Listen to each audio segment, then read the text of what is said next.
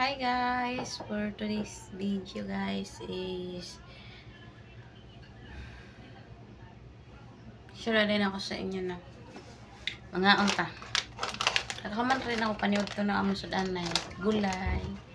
Kay di sana ako pakanihon si Anil kay high blood siya.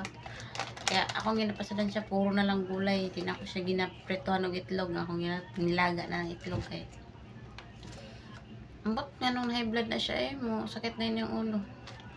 Ambot siya bulungan ng high blood. Basta ginabawalan lang ako siya sa mga taba. Like baboy, manok. Na akong ginapasadan siya gulay na pirme ng malunggay, okra. Tas kanang namit ang udlot sa kamote, talbos. Na muna akong ginapakam sa iya. Ako po yung kakaatrihon kaayo sa mga sudan. Hindi siya makaon og saluyot. Favorite na ako. Hindi siya makaon og tilapia. Gusto na ako. Mas mga sa ng isda, ang gusto lang niya. Tulingan lang. Hindi po ko ganan sa tulingan, kitapangan ko. Gusto na ako ka ng isda sa bato. Tsaka mulmul. Hindi po siya makaon, kay langsahan siya. Siya ko sinigang na bangos. Hindi po siya gusto, kay langsahan siya. Ay, kanya sa baboy po, manok, gusto po na ko sinigang, di po siya gusto, anak. Kaya siya, pero may masunod. Akong mga gusto, na ako maisip kay hindi man niya gusto. Pero bataan. Ako tigluto, siya masunod. Ito lang, dapat ang masunod ang nagluto, di ba? Kaya po. Gawin ko yung po.